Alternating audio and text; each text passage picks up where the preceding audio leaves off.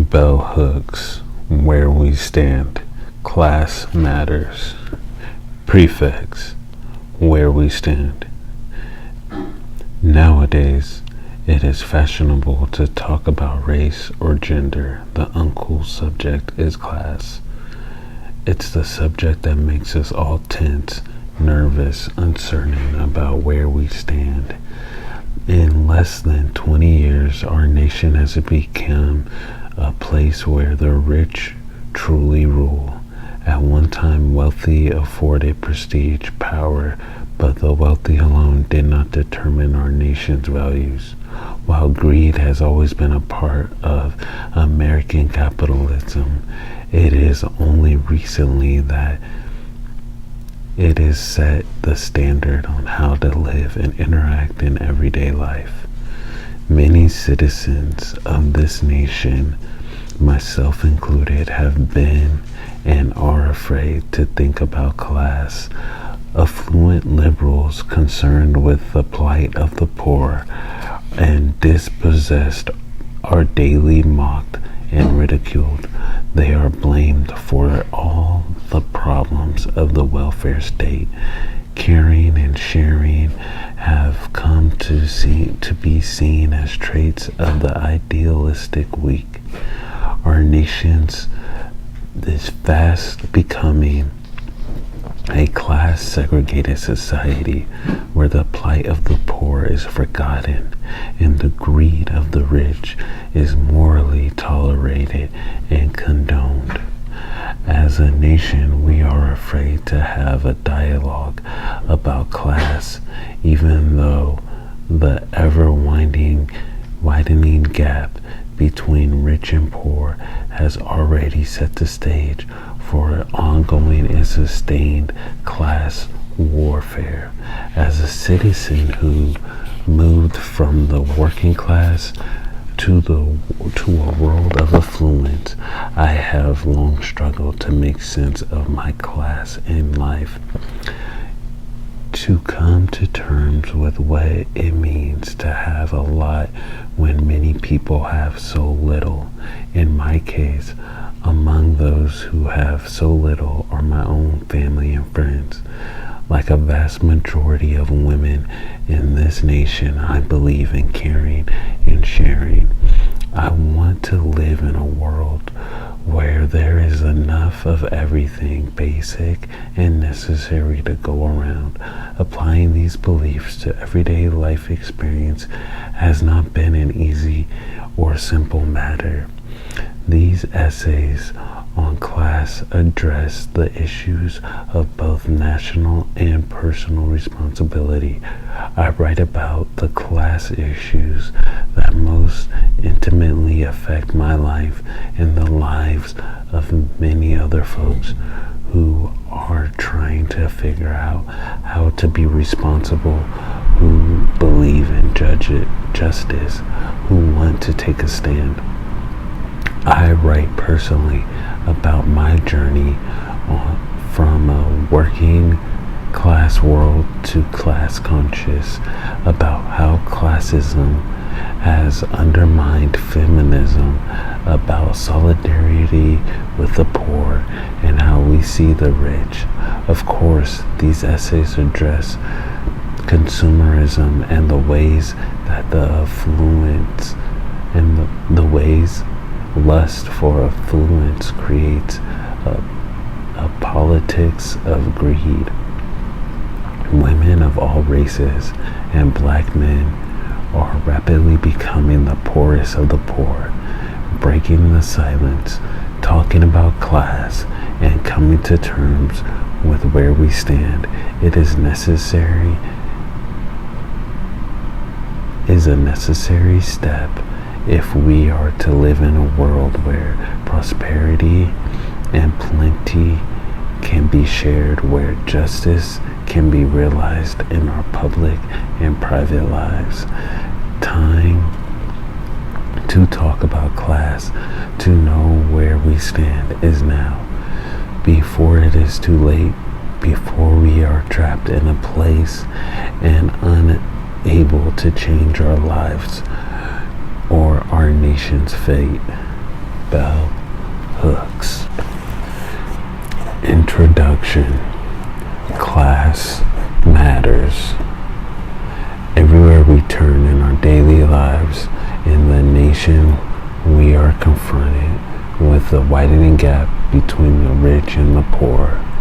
Whether it is the homeless person we walk by as we go by our daily chores in urban areas, the beggars whose cups trinkle with the sound of a few coins, the middle-class family member or friend who faces unemployment due to cutbacks, plant closings, or relocation, or the increased cost of food and housing.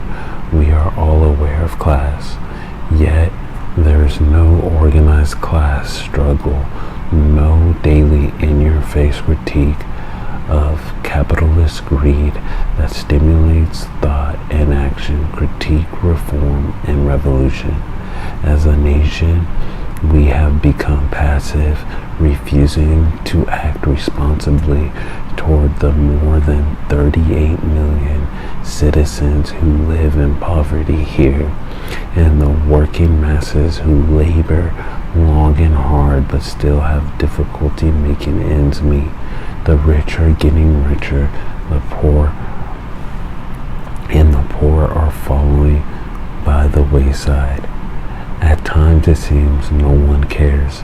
Citizens in the middle who live comfortable lives, luxurious lives in relation to the rest of the world, often fear that challenging classism will be their downfall, that simply by expressing concern for the poor they will end up like them, lacking the basic necessities of life.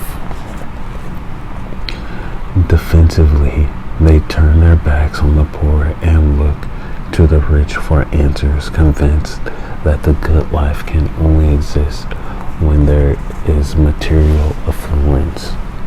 More and more, our nation is becoming class segregated. The poor life with and among the poor, confined in gated communities without adequate shelter, food, or health care, the victims of predatory greed. More and more poor communities all over the country look like war zones with boarded up, bombed out buildings with either the evidence of gunfire everywhere or the vacant silence of unsatisfied hunger. In some neighborhoods, residents must wear their name tags to gain entrance to housing projects, gated camps that are property of the nation state. No one safeguards the interest of citizens there. They are soon to be victims of class genocide. This is the passive way our country confronts the poor and indigent, leaving them to die from street warfare, sugar, alcohol, and drug addiction, AIDS, and or starvation. The rich, along with their upper-class neighbors, also live in gated communities where they zealously protect their class interests, their way of life, by surveillance, by security forces, by direct links to the police, so that all danger can be kept at bay.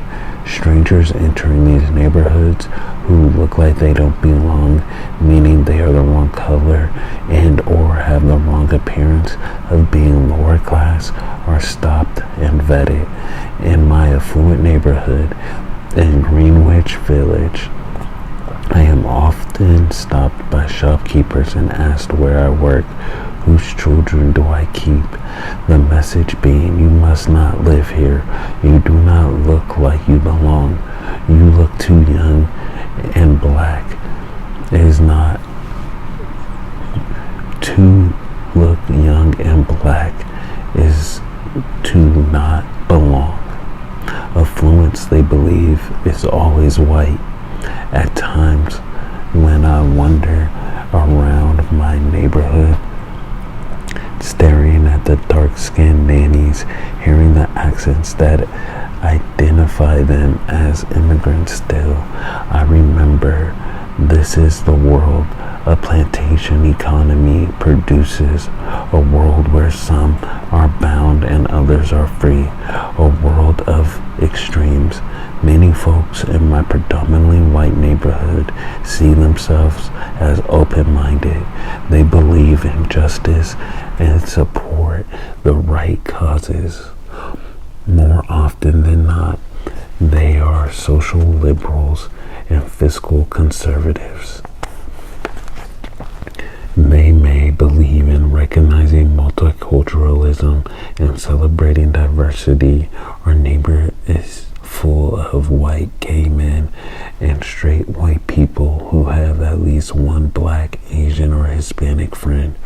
But when it comes to money and class, they want to protect what they have to perpetuate and reproduce it. They want more. The fact that they have so much while others have so little does not cause moral anguish, for they see their good fortune as a sign they are chosen, special, deserving. It enhances their feeling of prosperity and well-being to know everyone cannot live as they do. They scoffed at overzealous liberals who are prone to feeling guilty. Downward mobility is a thing of the past. In today's world of affluence, the message is, you got it, flaunt it. When long-time small family businesses close down because the rents are too high, and yet another high-priced gift shop or hair salon opens, they may feel regret, but understand this too to be the price of economic progress. The price of real estate constantly zooming upward in cost. They have no memories of the days when the West Village was the home of struggling artists, musicians, and poets, a sanctuary for the sexually free, transgressive, a place of rebellion. They have no memory of days when black females could not rent a room or a flat here because white folks saw us all, no matter our class, as prostitutes, as bad news. Nowadays, we could have the keys to the big house as long as we are coming to clean and do child care. Neighbors tell me the lack of diversity has nothing to do with racism. It's just a matter of class. They really believe all black people are poor, no matter how many times they laugh at Bill Cosby, salute Colin Powell, mimic Will Smith, dance to Brandy and Whitney Houston, or cheer on Michael Jordan. Yet, when the rich black people come to live where they live, they worry that class does not matter enough for those black folks.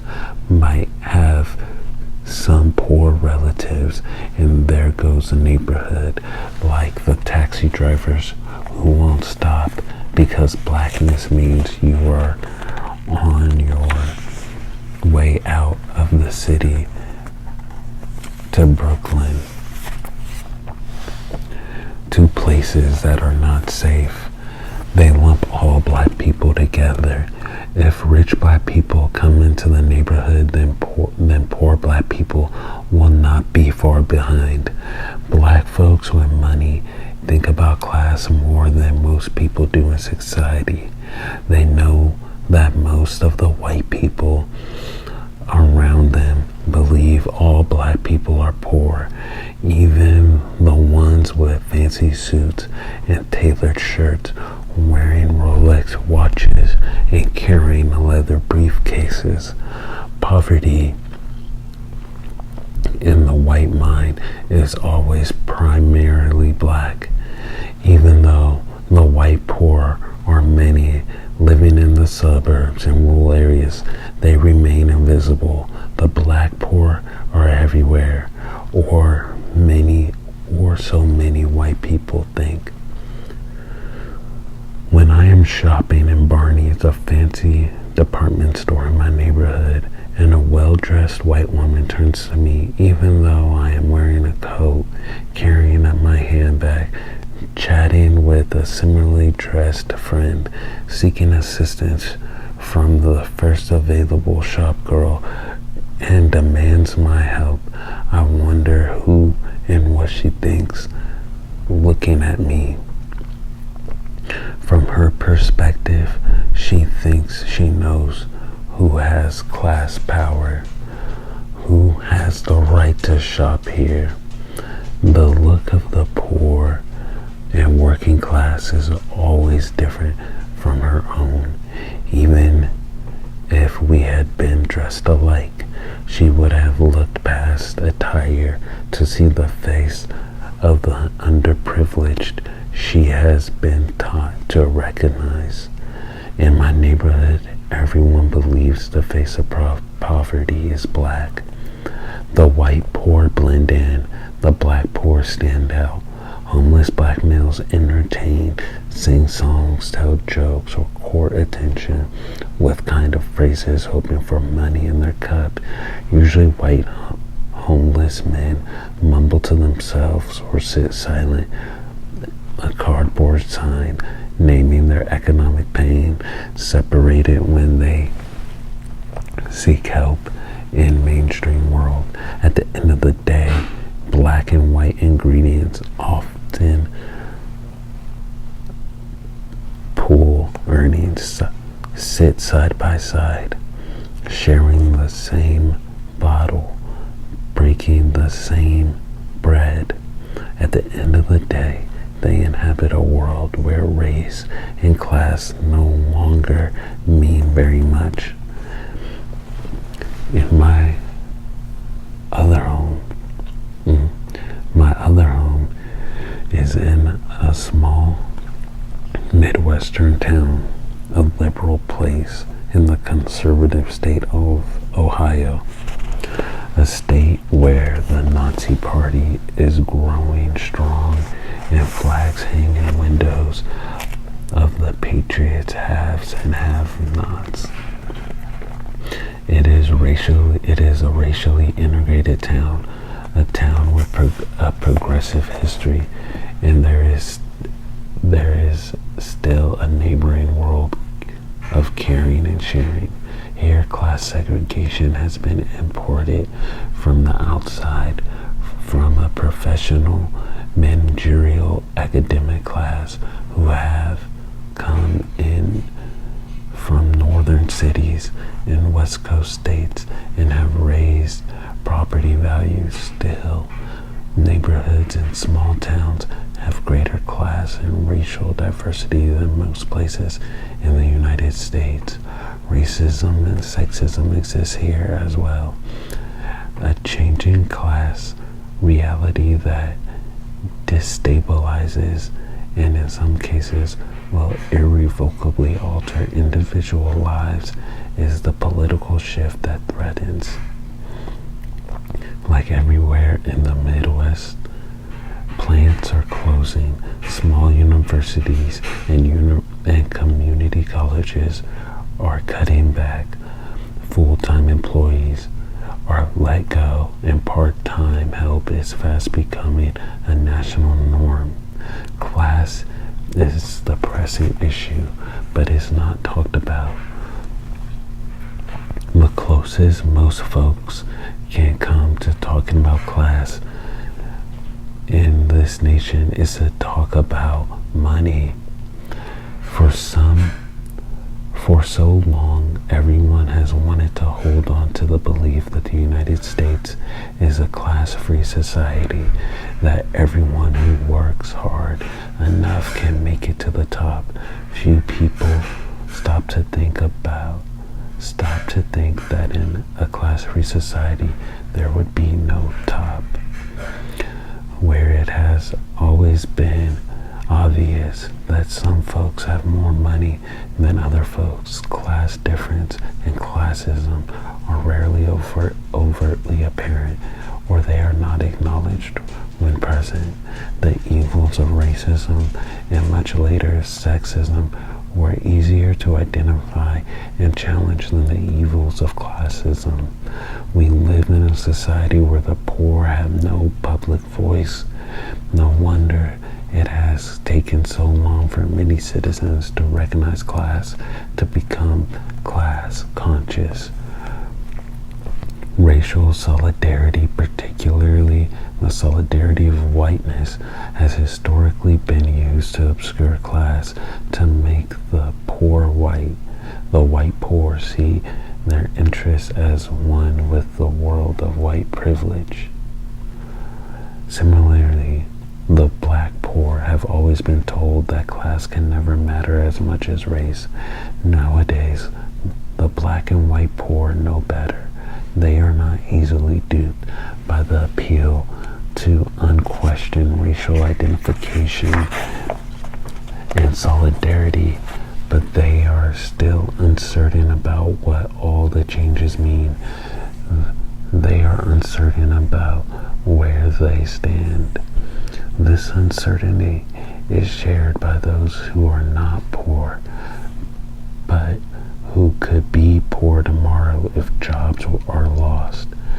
They too are afraid to say how much class matters, while the poor are offered addiction as a way to escape thinking too much.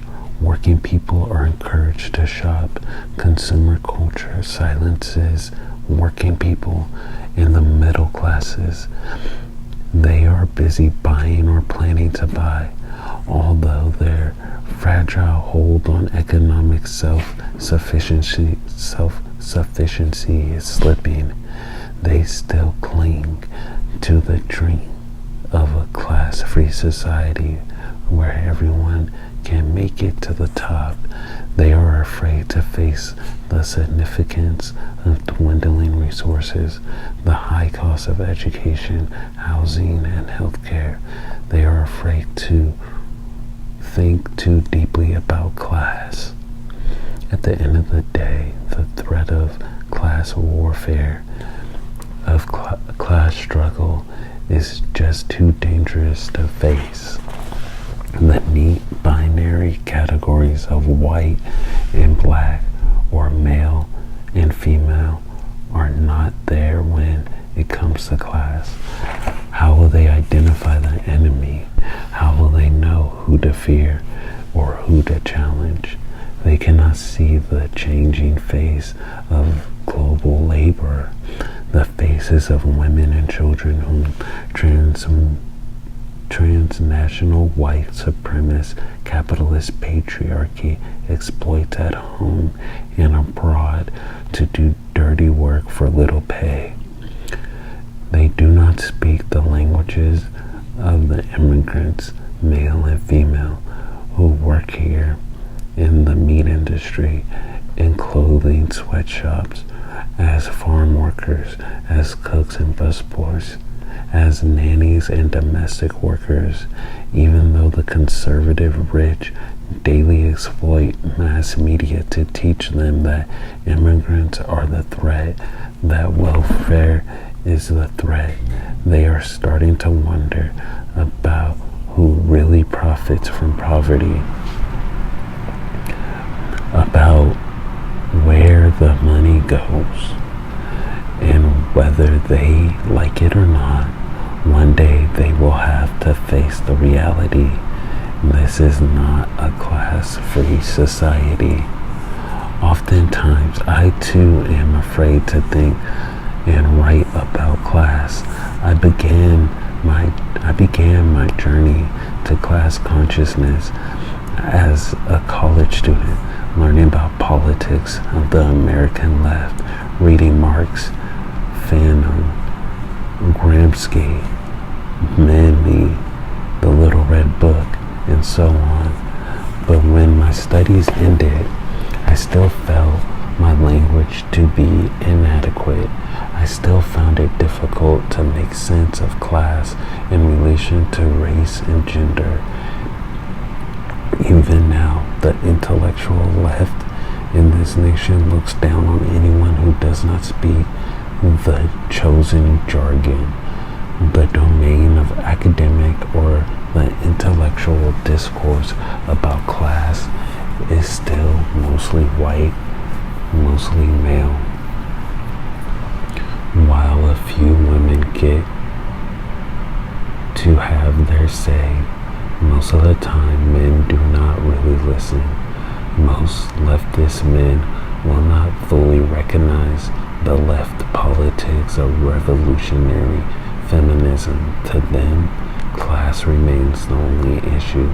Within revolutionary feminism, class analysis matters, but so does an analysis of race and gender. Class matters. Race and gender can be used as screens to deflect attention away from the harsh realities class politics exposes. Clearly, just when we should all be paying attention to class, using race and gender to understand and explain its new dimensions, society, even our government says, let's talk about race and racial injustice. It is impossible to talk meaningfully about ending racism without talking about class. Let's just not be duped. Let us not be led by spectacles like the O.J. Simpson trial to believe a mass media which has always betrayed the cause of racial justice to think that it was all about race or it was about gender. Let us acknowledge that first and foremost, it was about class and the interlocking nature of race, sex, and class. Let's face the reality that if O.J. Simpson had been poor or even lower middle class, there would have been no media attention. Justice was never the central issue. Our nation's tabloids' passion to know about the lives of the rich made class the starting point. It began with money and became a media spectacle that made more money. Another case of the rich getting richer. The Simpson trial is credited with upping the GNP by $200 million. Racism and sexism can be exploited in the interest of class power, yet no one wants to talk about class. It is not sexy or cute. Better to make it seem that justice is class free, that what happened to OJ could happen to any working man. It has been difficult for black folk to talk about class. Acknowledging class difference destabilizes the notion that racism affects us all in equal ways. It disturbs the illusion of racial solidarity among blacks, used by the individual with class power to ensure that their class interests will be protected even as they transcend race behind the scenes. When William Julius Wilson first published The Declining Significance of Race, his title enraged many readers, especially black folk. Without reading the book, they thought he was saying race did not matter, when what he was prophetically arguing, albeit from a conservative and sometimes liberal standpoint, was that our nation is fast becoming a place where class matters as much as race, and oftentimes more. Feminists theorize, acknowledge the overwhelming significance of the interlocking systems of race, gender, and class, long before men decided to talk more about these issues together. Yet mainstream culture, particularly mass media, was not willing to tune into a racial political discourse that was not privileging one issue over another. Class is often kept separate from race, and while race is often linked with gender, we still lack an ongoing collective public discourse that puts the three together in ways that illuminate for everyone how our nation is organized and what our class politics really are. Women of all races, black people of both genders, are fast filling up the ranks of the poor and disenfranchised. It is in our interest to face the issue of class, to become more conscious, to know better so we can know how to best to struggle for economic justice. I began to write about class in an effort to clarify my own personal journey from a working class background to the world of affluence. In an effort to be more class conscious, it has been more useful to begin with class and work from there. In much of my other work, I have chosen gender or race as a starting point. I choose class now because I believe class warfare will be our nation's fate if we do not collectively challenge classism, if we do not attend to the widening gap between rich and poor, haves and have-nots. This class conflict is already radicalized and gendered. It is already creating division and separation. If the citizens of this nation want to live in a society that is class-free, then we must work to create an economic system that is just. To work for change, we need to know where to stand.